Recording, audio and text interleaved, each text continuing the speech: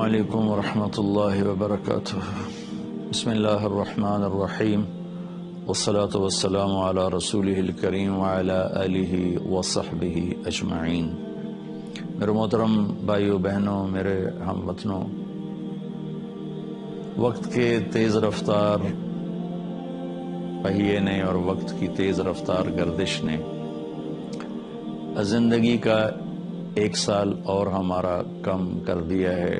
چند صبحیں چند شامیں باقی ہیں، اور اسی طرح لیل و نہار، دن اور رات کی گردش وہ ہمیں اس دنیا سے دور لے جا رہی ہے، آخرت کے قریب لے جا رہی ہے۔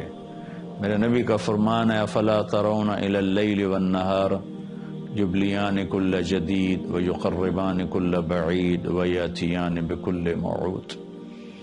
تم دیکھتے نہیں ہو دن اور رات کس تیز رفتاری کے ساتھ وہ ہر نئے کو پرانا کر رہے ہیں، ہر دور کو قریب لا رہے ہیں، اور اللہ کا وعدہ، اللہ کے وعدے کو ہمارے قریب لا رہے ہیں۔ 1 سال ہمارا کم ہو گیا، زندگی 1 سال اور گھٹ گئی، دنیا ہم سے دور ہو گئی، آخرت قریب ہو گئی۔ سال کے آخر میں ارادہ تھا کچھ بات کروں گا، لیکن جو کل سانحہ ہوا ہے اور ایک صدمہ پوری قوم کو پہنچا ہے، اس پر ہر آنکھ اشک بار ہے، ہر دل زخمی بھی ہے، غم زدہ بھی ہے۔ یہ ہمارا اجتماعی صدمہ ہے۔ جن گھروں کے بچے اللہ کے پاس پہنچے، ہم ان سب کے لیے دعا گو ہیں، ان کے دکھ میں، ان کے درد میں شریک ہیں۔ ہم ان کا غم مٹا نہیں سکتے، دل پر لگے ہوئے زخم ہم بھر نہیں سکتے، تو میرا اللہ ہی اس کا صلہ انہیں عطا فرمائے گا۔ جب اس طرح کسی کا بچہ وہ اٹھا لیا جاتا ہے اور اللہ تعالیٰ اسے موت دے دیتا ہے، تو پھر وہ اپنے فرشتوں سے پوچھتا ہے کہ میرا بندہ کیا کہہ رہا تھا، میری بندی کیا کہہ رہی تھی جب میں نے ان کے دل کے ٹکڑے کو اٹھا لیا، وہ کیا کہہ رہے تھے؟ تو فرشتے کہتے ہیں، یا اللہ وہ کہہ رہے تھے کہ اللہ کا شکر ہے، ہم اللہ کی رضا پر راضی ہیں۔ ایسے الفاظ جو ہم بولتے ہیں ماشاءاللہ ہر مسلمان، ہر اہل ایمان بولتا ہے، تو اللہ تعالیٰ فرماتے ہیں کہ میرے بندے کے لیے ماں ہے یا باپ، جنت میں ایک گھر بنایا جائے، اس کا نام رکھا جائے بیت الحمد، شکر کا گھر۔ میں اپنے اللہ سے دعا کرتا ہوں، جن ہمارے کلمہ گو بھائی بہنوں کے، ہمارے ہم وطنوں کے بچے شہادت کا درجہ پا کر اللہ کی بارگاہ میں پہنچے ہیں، اللہ ان سب والدین کے لیے جنت میں شکر کا محل بنائے۔ اور ایک حدیث میں آتا ہے کہ اہل ایمان کے بچے وہ ابراہیم علیہ السلام کے پاس جا کے جمع ہو جاتے ہیں۔ تمام چھوٹے بچے یا بچیاں جن کا انتقال ہوتا ہے، انہیں اللہ تعالیٰ ابراہیم علیہ السلام کے ساتھ جنت میں جمع فرما دیتے ہیں۔ ابراہیم علیہ السلام مجھے یقین ہے جنت الفردوس میں ہی ہیں۔ تو ہمارے بچے سب کے سب، وہ افریقہ میں اللہ کے پاس حاضر ہو یا پاکستان میں، وہ ابراہیم علیہ السلام کے ساتھ ہوتے ہیں، اور ابراہیم علیہ السلام ان کے ساتھ رہتے ہیں۔ اور پھر آخرت میں یہ بچے، اگر ماں باپ میں کوئی کوتاہیاں ہوں گی تو یہ اپنے ماں باپ کو چمٹ جائیں گے اور کہیں گے، یا اللہ یہ تو چونکہ جنتی ہیں، تو چھوٹے ہیں، معصوم ہیں، ان کے لیے تو جنت واجب ہے، تو پھر اگر ماں باپ میں کوئی کمی کوتاہی بھی ہوئی تو یہ بچے کہیں گے، یا اللہ ہم اس وقت تک جنت میں نہیں جائیں گے جب تک ہمارے والدین ہمارے ساتھ نہیں جائیں گے۔ تو اس پر اللہ تعالیٰ فرمائیں گے، اچھا جاؤ اپنے والدین کو بھی ساتھ لے جاؤ۔ وطن عزیز پر بہت عرصے سے آفات ہیں، اگر آپ غور فرمائیں، آسمانی آفات تابڑ توڑ ہیں، زمینی آفات تابڑ توڑ ہیں، کہیں زلزلے ہیں، کہیں طوفان ہیں، کہیں سیلاب ہیں، کہیں حادثات ہیں اتنے خوفناک، پوری بس کی بس جل جاتی ہے۔ اسکول وین پر ٹرین چڑھ جاتی ہے معصوم ننھی کے لیے. میرے علاقے کا واقعہ میاں چنو کے قریب ٹرین چڑھ گئی، وہ پھاٹک کھلا ہوا تھا، عین وسط میں آ کر اسکول وین بند ہو گئی. دھند تھی اس دن، اور 3-4 سال پہلے کا واقعہ ہے. سارے معصوم بچے کچلے گئے.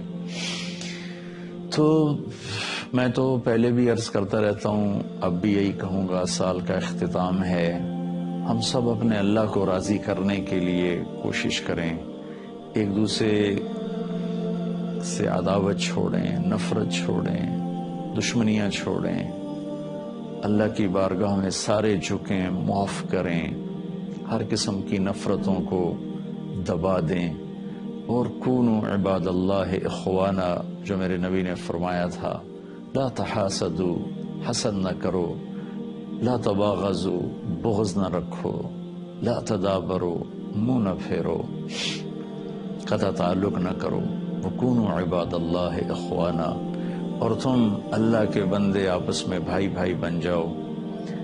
میں تو سارے اپنے سننے والے چھوٹے بڑے سب سے اپیل کروں گا کہ ہم سب اللہ کی بارگاہ میں توبہ کریں، معافی مانگیں، کہ جہاں تک بات جا چکی ہے اللہ کے سوا کوئی نہیں جو اسے حل کر سکے. اس مجدھار میں، طوفان میں پھنسی ہوئی کشتی کو نہیں لگتا کہ ملاح بھی کنارے تک پہنچا سکیں، وہ بھی ہمارے جیسے انسان ہیں.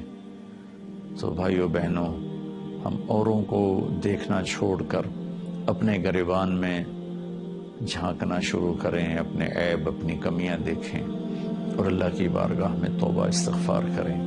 مہدی ایک عباسی خلیفہ گزرا ہے، یہ اس کے زمانے میں بہت نیک خلیفہ تھا. یہ ہارون رشید کا والد ہے اور ابو جعفر منصور کا بیٹا ہے. یہ اس کے زمانے میں قحط آ گیا، بارش نہیں ہو رہی، اور آبپاشی کا نظام صرف بارش تھا، نہریں نہیں تھیں، چند کنویں تھے جس سے ساری سیرابی مشکل تھی. تو لوگ فاقوں مرنے لگے، کتے بلے لوگ کھانے لگے. تو ایک رات کو مہدی بہت غمگین لیٹا ہوا تھا، اس کا خادم اس کو دبا رہا تھا. اپنے خادم سے کہنے لگا، میرا رعایا کے لیے دل بڑا اداس ہے، مجھے کوئی کہانی سناؤ. تو خادم نے کہا، امیر المومنین، ایک لومڑی سفر پہ جا رہی تھی، اس نے اپنا بچہ شیر کے سپرد کیا کہ آپ جنگل کے بادشاہ ہیں، یہ میری امانت ہے آپ کے پاس، میں آؤں گی آپ سے لے لوں گی. شیر نے کہا ٹھیک، اور اسے اپنی کمر پہ بٹھا لیا.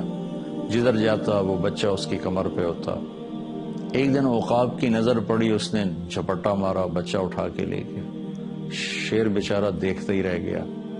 لومڑی جب واپس آئی تو اس نے شیر سے پوچھا، بادشاہ سلامت میرا بیٹا؟ شیر نے کہا، وہ تو عقاب لے گیا. کہنے لگی، آپ تو جنگل کے بادشاہ ہیں، میں تو آپ کے سپرد کر کے گئی تھی، آپ کو امانت دے کر گئی تھی.